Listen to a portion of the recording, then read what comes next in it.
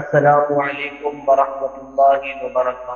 میرے محترم بھائیوں، دوستوں، عزیزوں، اللہ رب العزت نے انسان کو مٹی سے پیدا کیا اور اس مٹی کو اللہ رب العزت نے بیان فرمایا ہم نے انسان کو، ابن آدم کو کھنکھناتی ہوئی مٹی سے وجود بخشا، بدبودار مٹی سے ہم نے اس کو پیدا کیا۔ تو جب تک انسان اپنی اوقات میں رہتا ہے، اپنے آپ کو مٹی سمجھتا ہے، اپنے آپ کو خاک سمجھتا ہے، وہ انسان انسانیت میں رہتا ہے۔ انسان کے غرور کی اوقات ہی کیا ہے؟ جو پیدا ہوا تو خود غسل نہ کر سکا، اور جب مر گیا تو پھر بھی اپنا غسل خود نہ کر سکا، چاہے اپنے آپ کو وہ سردار کہلاتا رہا، چودھری صاحب کہلاتا رہا، بڑا سیٹ کہلاتا رہا، وزیر اعظم اور صدر کہلاتا رہا، لیکن وہ مرتے وقت بھی اپنا غسل بھی نہ کر سکا۔ غسل رہی دور کی بات، وہ اپنا تہبند بھی نہ کھول سکا اور اپنا قمیض تک نہ اتار سکا۔ تو اس لیے انسان کو تکبر زیب نہیں دیتا، انسان کو بڑا پن زیب نہیں دیتا۔ اللہ رب العزت قرآن پاک میں فرماتے ہیں ان اللہ لا يحب من كان مختالا فخورا۔ اے دنیا میں بسنے والے انسانوں، تم اس بات کو غور سے سنو، اللہ تکبر کرنے والے کو اپنا دوست نہیں رکھتا، اللہ تکبر کرنے والے کو پسند نہیں کرتا۔ جو بڑائی کے بول بولے، اللہ ایسے شخص کو سخت ناپسند کرتا ہے۔ قرآن کی دوسری آیت میں اللہ رب العزت فرماتے ہیں كَذَلِكَ يَطْبَعُ اللَّهُ عَلَى كُلِّ قَلْبِ مُتَكَبِّرٍ جَبَّارٍ۔ اے دنیا میں بسنے والے انسانوں، جو شخص تکبر کا ارتکاب کر لیتا ہے، فرمایا ہم ان کے دلوں پر مہر لگا دیتے، پھر وہ جب بولتا ہے نا، اس کو یہ نہیں پتا چلتا کہ میں کیا بول رہا ہوں، کہ میرے بول کی وجہ سے کہیں کسی کے دل آزاری تو نہیں ہو رہی، اسے یہ محسوس نہیں ہوتا، وہ اس بات کو سمجھ نہیں سکتا، اس کے دلوں پر مہر لگ جاتی ہے۔ پھر وہ اپنے ماں کے آگے بولتے وقت اس بات کا لحاظ نہیں کرتا کہ یہ دنیا کا عظیم رشتہ ہے جس کے سامنے میں اس وقت کھڑا ہوں۔ تکبر زدہ انسان پھر اپنے باپ کے سامنے کھڑا ہوتا ہوا شرم محسوس نہیں کرتا، بولتے وقت ادب کو ملحوظ خاطر نہیں رکھتا۔ کیوں؟ علی کل قلب متکبر جبار، فرمایا متکبر لوگوں کے دلوں پر ہم مہر لگا دیں۔ پھر وہ یہ نہیں سمجھتا کہ جو میں بول رہا ہوں یہ کسی پر میں کوئی بہتان تو نہیں باندھ رہا، میں جو یہ بول رہا ہوں کہیں میرے اس بول کی وجہ سے کوئی ساری رات تڑپتا تو نہیں رہے گا، میں جو یہ بول رہا ہوں کہیں اس بولنے سے کوئی رشتے تو نہیں ٹوٹ جائیں گے، جو میں بول رہا ہوں کہیں اس بول سے اللہ ناراض تو نہیں ہو جائے گا، میں جو یہ بول رہا ہوں کیا جناب رسول اللہ صلی اللہ علیہ وسلم اس بول کو پسند کرتے ہیں، میں جو یہ بول رہا ہوں کیا یہ قرآن کی بغاوت میں تو نہیں؟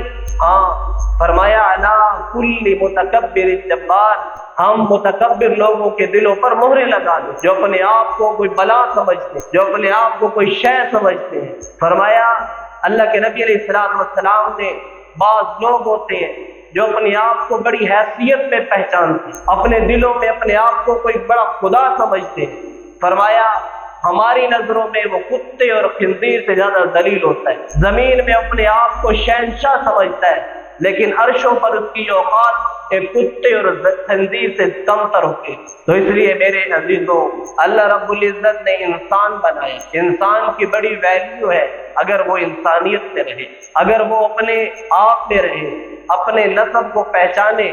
قرآن نے دوسری جگہ فرمایا وَنَادَى أَصْحَابُ الْأَعْرَافِ رِجَالًا يَعْرِفُونَهُم بِسِيمَاهُمْ قَالُوا مَا أَغْنَىٰ عَنكُمْ جَمْعُكُمْ وَمَا كُنتُمْ تَسْتَكْبِرُونَ کہ اہل اعراف، جنت اور جہنم کے درمیان ایک دیوار ہے، فرمایا اہل اعراف، اس پر کھڑے ہونے والوں کو قرآن نے اہل اعراف سے خطاب کیا ہے۔ اہل اعراف جہنمیوں کو دیکھیں گے اور وہ دیکھیں گے کہ یہ تو وہی لوگ ہیں جو دنیا میں تکبر کیا کرتے تھے، یہ تو وہی لوگ ہیں جو ایڑی مار کے چلا کرتے تھے، یہ تو وہی لوگ ہیں جو اپنا کالر اونچا کر کے رکھتے تھے، یہ تو وہی لوگ ہیں جو لوگوں کو حقیر سمجھتے تھے۔ تو اس وقت وہ کہیں گے کہ آج تمہاری مال و دولت نے تمہیں نفع تو نہ دیا، آج تمہارے تکبر نے، غرور نے، تمہارے گھمنڈ نے، تمہیں آج کوئی نفع تو نہ دیا، آج ذلیل ہو رہے ہو۔ پھر آگے قرآن نے کہا کہ یقیناً یہ جہنم کے سزاوار ہی ہونے چاہیے، انہوں نے اللہ کی چادر کو ہاتھ ڈالا۔ فرمایا تکبر میری چادر ہے، اللہ فرما رہے ہیں، اور جس نے میری چادر کو ہاتھ ڈالا میں اسے ذلیل اور رسوا کر دوں۔ خاک کا انسان،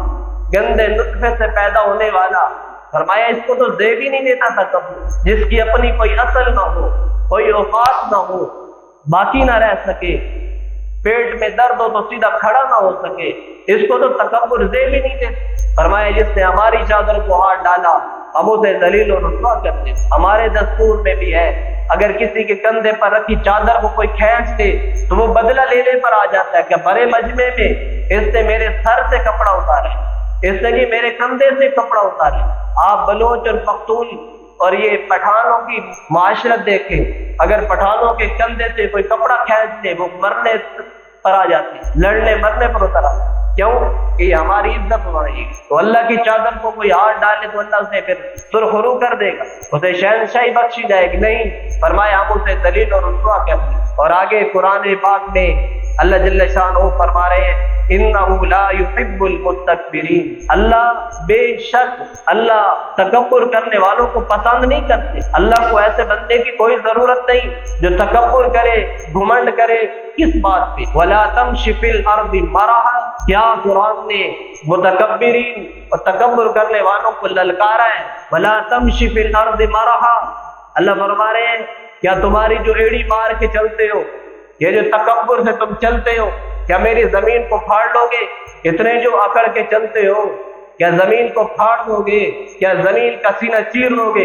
آگے فرمایا وَلَن تَبْلُغَ الْجِبَالُ طُولًا، اتنے سر جو بلند کر کے چلتے ہو، اتنے کندھے اکڑا کے جو چلتے ہو، پہاڑوں سے بلند ہو جاؤ گے۔ اپنے سروں پر تم نے جو بڑی بڑی دستاریں رکھی اور ان دستاروں کے بعد تم نے بڑے بڑے اوپر سے سرے رکھے، کیا تم اللہ کو للکار جاؤ گے؟ کیا پہاڑوں سے بلند ہو جاؤ گے؟ ہرگز نہیں۔ فرمایا ایسا ممکن ہی نہیں کہ تم پہاڑوں سے اوپر نکل جاؤ، یہ تمہارے بس کی بات ہی نہیں۔ تو آگے میرے عزیزوں، اللہ رب العزت چاہتے کیا ہے؟ اللہ رب العزت چاہتے ہیں تم انسان بن کے رہو۔ اللہ کو عاجزی پسند ہے، تم عاجزی کے ساتھ زندگی گزارنے والے بنو۔ تو اس لیے ہر قدم میں عاجزی انسان کا حسن ہے، جب بھی اٹھے، جب بھی بولے، جب بھی چلے، اگر حسین اور خوبصورت پیش آنا چاہتا ہے، دنیا کے سامنے عزت دار بننا چاہتا ہے، تو انسانیت کی جو معیار ہے، انسانیت کی جو حدود ہے، وہ اچھے اخلاق ہیں، وہ اچھے اخلاق ہیں، اچھے کردار کا نام انسانیت ہے۔ آگے اللہ رب العزت نے فرمایا کہ ہم ان لوگوں کو پسند نہیں کرتے جو گھمنڈ میں، تکبر میں زندگی گزارتے ہیں۔ اللہ کے نبی علیہ السلام نے فرمایا، صحیح ترمذی میں، صحیح بخاری میں اس حدیث کو نقل کیا گیا، اور بھی کئی حدیثوں کی کتابوں میں اس حدیث کو لایا گیا۔ فرمایا کل قیامت کے دن وہ لوگ جو تکبر کرتے ہیں، اپنے مال کے نشے میں اتراتے پھرتے ہیں، اپنی جوانیوں کے نشے میں گھمنڈ کرتے ہیں، فرمایا کل تم قیامت کے دن دیکھو گے وہ میدان حشر میں آئیں گے، وہ چونٹیوں کی طرح رینگتے ہوئے میدان حشر میں آئیں گے۔ فرمایا ان کا بدن چونٹیوں کے مانند ہوگا اور ان کے آگے سر انسانی سر ہوں گے، اور لوگوں کے پاؤں میں مسلتے ہوئے، کستے ہوئے میدان حشر میں آئیں گے۔ فرمایا پھر اعلان کیا جائے گا فرشتوں کو کہ جلدی کرو، انہیں یہاں سے ہانک دو، انہیں یہاں سے بھگا دو، کہاں لے جائیں؟ فرمایا جہنم کے قید خانے میں ڈال دو۔ فرمایا اس قید خانے کا نام بولس ہے۔ فرمایا اس قید خانے میں انہیں دھکا دے دیا جائے گا، اوندے منہ گھسیٹ کر بولس نامی قید خانے میں انہیں ڈال دیا جائے، اور پھر فرمایا جہنمیوں کا اور ان کے زخموں سے نکلنے والا پیپ اور ریشہ انہیں پینے کے لیے دیا جائے گا۔ فرمایا یہی طینۃ الخبال ہے، یہی گندا ٹھکانہ ہے۔ اللہ کے نبی علیہ السلام تشریف فرمائے، آپ نے فرمایا میرے نزدیک دنیا اور آخرت میں سب سے زیادہ قابل نفرت میرے نظر میں اور میرے سامنے دنیا اور آخرت میں جن سے میں نفرت کروں گا، جو میری شفاعت سے محروم کیے جائیں گے، جو میری زیارت سے بھی محروم کیے جائیں گے، میدان حشر میں میرے نزدیک انہیں جگہ نہیں دی جائے گی۔ فرمایا سب سے پہلا نمبر بلا احتیاط بولنے والا، جن سے حضور نفرت فرما رہے ہیں، بلا احتیاط بولنے والا کہ جب بولے تو پھر یہ سوچے نہیں کہ میرے بول کی وجہ سے کسی کا دل آزاری تو نہیں ہو رہی، میرے بولنے کی وجہ سے کسی کے سر میں درد تو نہیں ہوتا، میرے بولنے کی وجہ سے کوئی لوگ پریشان تو نہیں ہوتے، میری بولنے کی وجہ سے کہیں کسی کی عزت نیلام تو نہیں ہوتی، میری بولنے کی وجہ سے کہیں رشتے ٹوٹ تو نہیں جاتے، میرے بولنے کی وجہ سے کہیں کسی کی پگڑی اچھلتی تو نہیں، میرے بولنے کی وجہ سے کوئی عزت داغدار تو نہیں ہوتی، وہ یہ نہیں سوچتا۔ فرمایا یہ وہ شخص ہے جس سے میں دنیا اور آخرت میں سخت نفرت کرتا ہوں۔ پھر فرمایا دوسرا نمبر وہ شخص ہے جو تکبر کرے، زمین پر اتراتا ہوا چلے، ایڑی مار کے چلے، کسی کو دیکھنا ہو تو ترچ نگاہوں سے دیکھے، کسی سے بات کرنی ہو تو بھائی نہ کہہ سکے، اوئے کر کے پھولائے۔ فرمایا ایسا متکبر شخص مجھے دنیا اور آخرت میں سب سے زیادہ ناپسند ہے اور قابل نفرت شخص ہے۔ آپ علیہ السلام نے فرمایا جس کے دل میں رائی کے دانے کے برابر بھی اگر کبر ہوگا، تکبر ہوگا، تکبر کہتے کسے ہیں؟ یعنی اپنے آپ کو کوئی شے سمجھے، یعنی اللہ نے کوئی اسے چیز دی ہے، کوئی نعمت دی ہے، وہ اسے اپنا کمال سمجھے، یہ تکبر کی ایک علامت ہے۔ آپ نے سنا نہیں لوگ کیا کہتے ہیں جی یہ میری محنت ہے، یہ میں نے کی ہے سب کچھ، یہ میں نے اپنے ہاتھوں سے کمایا ہے۔ نہیں، یہ کبر ہے۔ مزدور تیرے سے زیادہ محنت کرتا ہے، اس کے ہاتھ پتھروں کی طرح سخت ہو چکے، یہ اللہ کا انعام ہے، تیری محنت کا کمال نہیں، یہ اللہ کا فضل ہے، تیری محنت کا کمال نہیں۔ اگر آج کوئی ممبر پر بیٹھا ہے تو یہ ممبر پہ بیٹھنے والے عثمان کا کمال نہیں، یہ اللہ کا فضل ہے۔ اگر کوئی بڑا تاجر بن گیا ہے، اس کو نفع ہو رہا ہے، یہ اس کا کمال نہیں، یہ اللہ کا انعام ہے۔ کوئی شہنشاہ بنا، کوئی بادشاہ بنا، یہ اس کا ذاتی کمال نہیں ہے، یہ اللہ کا کرم ہے، اللہ کی نعمت ہے، یہ امتحان ہے۔ اگر اس میں اکڑ گیا تو ناکام، اور اگر عاجز بن گیا، لوگوں کی خدمت کا سوچا، لوگوں کے ساتھ اچھے رویوں سے پیش آیا، فرمایا یہ کامیاب ہے۔ ہم یہ چاہتے ہیں، اللہ کے نبی علیہ السلام فرمایا دولت اور عہدہ یہ ایک عارضی چیز ہے، یہ انسان کو عارضی طور پر بڑا بنا دیتی، لیکن اچھے اخلاق، اچھے کردار، اچھے اخلاق، اچھے کردار انسان کو بڑے بڑے درجوں پر پہنچا دیتے، ہمیشہ کے لیے زندہ کرتے۔ تو جب بھی گفتگو ہو اس میں عاجزی ضرور ہو، جب بھی بات کرے اللہ کا خوف دل میں موجود ہونا چاہیے، جب بھی کوئی معاملہ کرے اللہ کا خوف سامنے رکھ کر کرے، کسی کو کمزور نہ جانے، کسی کو حقیر نہ سمجھے، اپنے آپ کو سارے انسانوں کے برابر سمجھے۔ اگر کسی کو ہم حقیر اور کمزور جانے تو پھر یہ یاد رکھیں بڑے سے بڑا شاہ سوار بھی راستے میں پڑا ہوا ایک چھوٹے سے پتھر سے ٹکرا کر منہ کے بل گرتا ہے۔ اگر ہم تکبر کریں گے تو اللہ ذلیل اور رسوا کر دیں گے۔ اور یہ بات ایسے ہی نہیں کہہ رہا، ایک بہت بڑا تاجر تھا جو بھی سودا کرتا بڑا نفع ہوتا اس نے ایک پسند کی شادی کی۔ ایک دن اپنے کوٹھی بنگلہ میں بیٹھ کر دونوں آپس میں میاں بیوی کھانا کھا رہے ہیں، دروازے پر دستک ہوئی، ایک فقیر نے کہا اللہ کے نام پہ مجھے کچھ دو۔ بیوی نے مالک سے پوچھا اپنے خاوند سے اجازت ہو تو ایک روٹی اس فقیر کو دے دوں؟ کہنے لگی جا دے کے آ۔ تو روٹی دینے کے لیے بیوی گئی، 2-3 منٹ لگی جاتے تو جب وہ واپس آئی تو صاحب جی کا تو سارا موڈ آف ہو چکا تھا، تکبر ہے نا، مال ہے۔ کہنے لگا یہ بدکماش، یہ بدبخت، یہ بے غیرت لوگ، کمینے، کم ظرف، کام نہیں کر سکتے، مانگنے آ جاتی ہے۔ بس اس کا یہ گفتگو کا انداز اللہ کو اتنا ناپسند آیا۔ اب اس کے بعد جو بھی سودا کرتا ہے، جو بھی کاروبار میں ہاتھ ڈالتا ہے، نقصان ہو رہا ہے۔ میں نے آپ سے پہلے بھی عرض کیا، اگر آپ کو کسی کاروبار میں کوئی نفع ہو رہا ہے تو یہ آپ کا ذاتی کمال نہیں ہے، یہ اللہ کا فضل و کرم ہے۔ اب وہ جو بھی کام کرتا ہے اسے گھاٹا پڑ رہا ہے۔ اب پہلے لوگ اس کو پیسہ دینے والے تھے، اب وہ لینے والا نہیں رہا، اب وہ لوگوں کو دینے والا بن گیا۔ اب آئے روز اس پر قرضے پہ قرضہ چڑھ رہا ہے۔ اب وہ بڑی بڑی بلڈنگوں سے نکل کر چھوٹے سے کرائے کے مکان پر آ گئے۔ اور پھر جب غربت آتی ہے اور پھر بندہ بھی متکبر ہو اور اس پر آزمائش کی آ جائے تو پھر اسے پتہ نہیں چلتا کب کروں کیا۔ تو فرمایا اب وہ اتنی ڈپریشن میں چلا گیا، اس نے اپنی بیوی کو بھی طلاق دی اور گھر بھی بیچ دیا.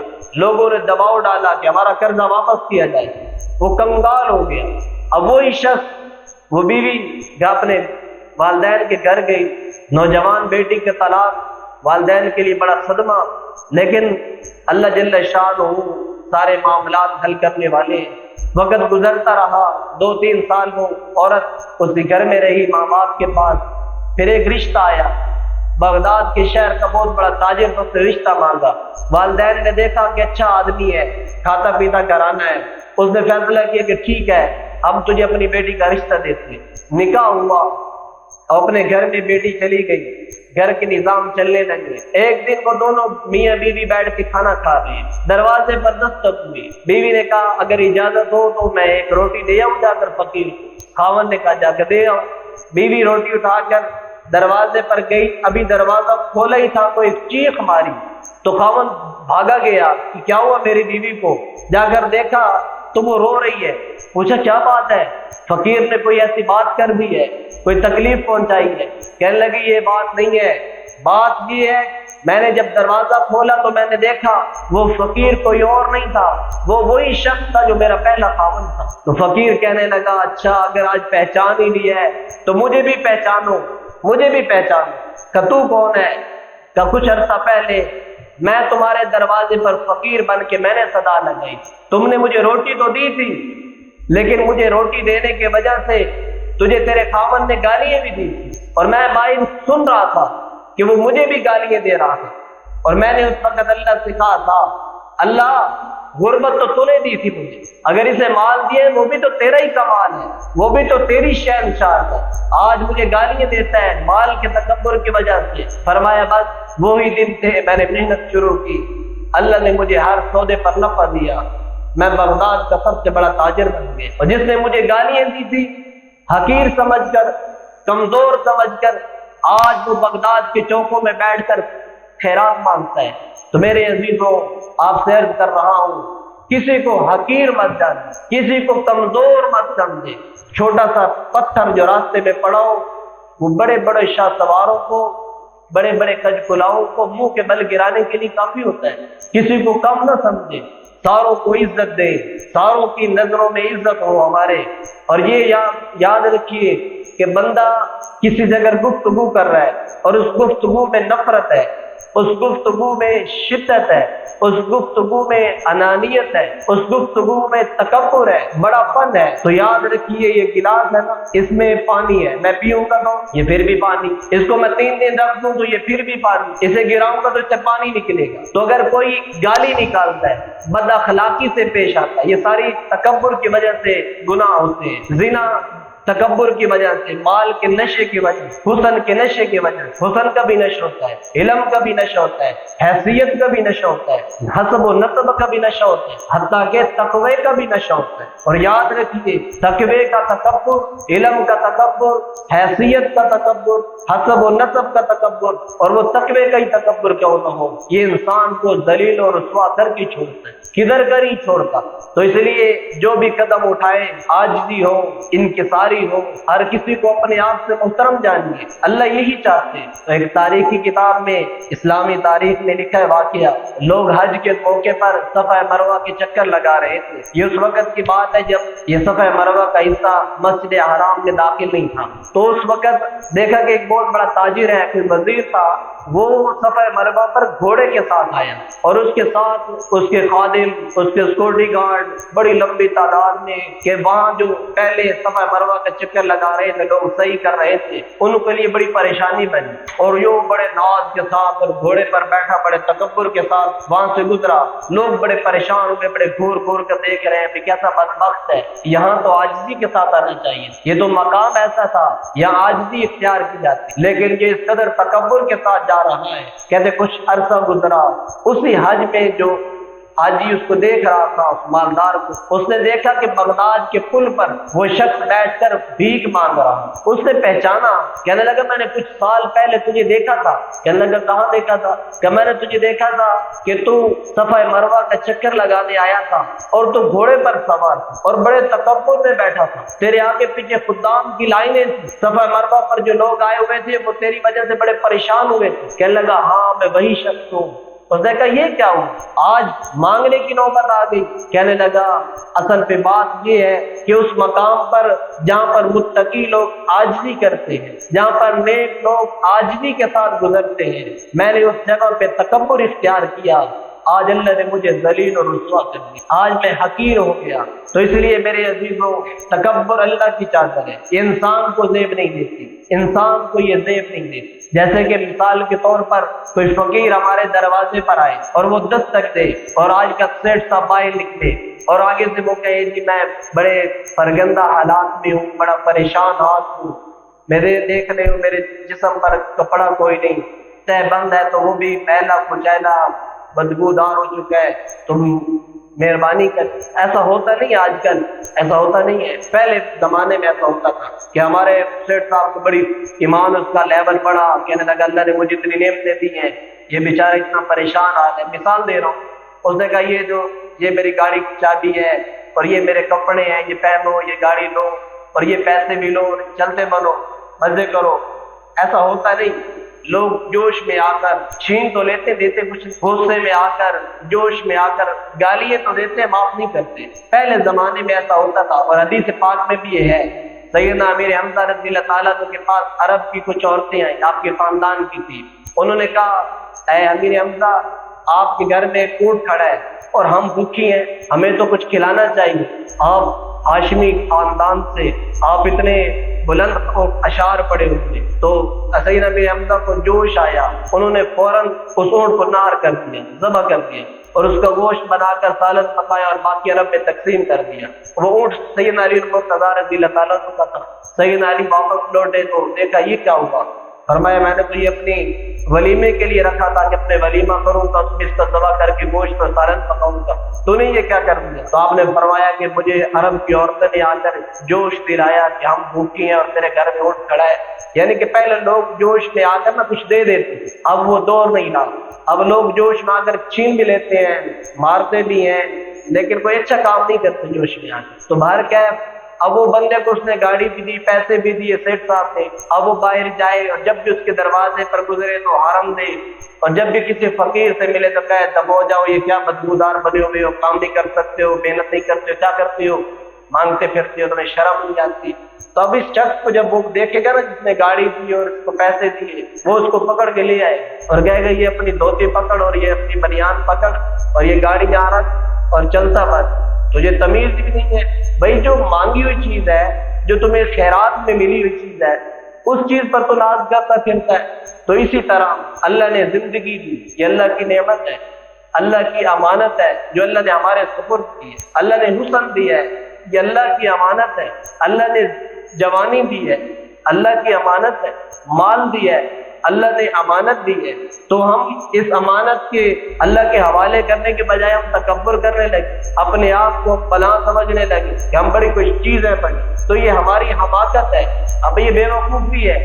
اس کی وجہ سے ہم ذلیل ہو جائیں گے، اس کی وجہ سے ہم رسوائیوں کی طرف جائیں گے، عزت نہیں پا سکے۔ تو اس لیے میرے عزیزوں، جب بھی چلے آج بھی ہو، حضور علیہ السلام جب چلتے تھے تو صحابہ فرماتے ہیں یوں لگتا تھا جیسے آپ کوئی بلند پہاڑی سے نیچے اتر رہے ہیں۔ سرور کائنات، فخر دو جہاں، جناب رسول اللہ صلی اللہ علیہ وسلم کا چلنے کا یہ انداز۔ فتح مکہ کے موقع پر جب آپ بیت اللہ میں تشریف لائے اور مکہ میں آپ داخل ہوئے، فاتح بن کر آنا تھا۔ چاہیے تو یہ تھا کہ تلواریں بلند ہوتی، چاہیے تو یہ تھا کہ نعرے لگتے، انہوں نے بڑا ستایا تھا مکہ کے مشرکین کو، لیکن حضور علیہ السلام جب مکہ میں داخل ہوئے تو آپ کی داڑھی مبارک اونٹ کے کوہان کے ساتھ لگ رہی اور آپ کی آنکھوں میں آنسو بہ رہے۔ ایک صحابی نے جوش میں آ کر کہا آج خون بہے گا، آج خون بہے گا مشرکین مکہ کا۔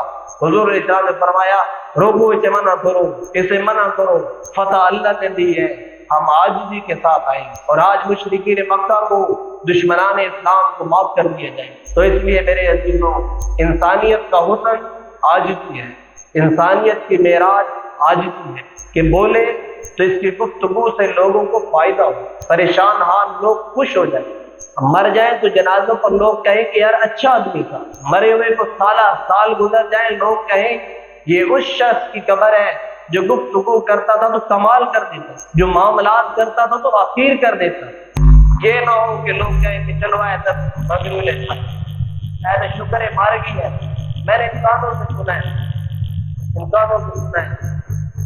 اعلان ہوا تو ایک شخص نے کہا میں اس کی جنازے پہ نہیں جاؤں، کیوں کہ میں نے اس کے ہوتے ہوئے بھی کہا تھا کہ تم مر بھی گیا نا تیرے جنازے پہ نہیں جاؤں۔ وجہ کیا ہے کہ زبان کا بول اتنا تکبرانہ تھا کہ بڑے بڑے لوگوں کے دل چیز ہے۔ تو اس لیے میرے عزیزوں جب بھی گفتگو کریں اللہ کو حاضر ناظر رکھیں، سامنے رکھیں، انہ لا یحب المستکبرین، اللہ تکبر کرنے والوں کو پسند نہیں کرتے، ان اللہ لا یحب من کان مختالا فخورا، یا اللہ فرما رہے بے شک تکبر کرنے والوں کو اللہ دوست نہیں رکھتے، بڑائی کے بول بولنے والوں کو اللہ عزیز نہیں رکھتے۔ تو اس لیے جس وقت میں بھی اللہ جل شان ہمیں توفیق دی، مال دی ہے، حسن دی ہے، علم دی ہے، عہدہ دی ہے، اپنے آپ کو پہچان کر اپنی اوقات میں رہ کر ہم بات کریں، جس کی وجہ سے اللہ جل شان ہمیں دنیا اور آخرت میں کامیاب کرے، حضور علیہ السلام کی شفاعت نصیب، دنیا اور آخرت کا سکون نصیب۔ ہم جب تکبرانہ بول بولیں گے، اپنے آپ کو کوئی شے سمجھ کر بولیں گے تو ہمارے دل کی دنیا ویران ہو جائے گی، سکون سے ہم بالکل محروم کر دیں گے۔ تو اس لیے اللہ جل شان کی دعا ہے اللہ مرد دم تک ہمیں عاجزی کے ساتھ، انکساری کے ساتھ دنیا کے سامنے بھی اور اللہ اپنی بارگاہ میں جھکنے والا بنائے، عاجزی کرنے والا بنائے۔ اللہ رب العزت کو کہا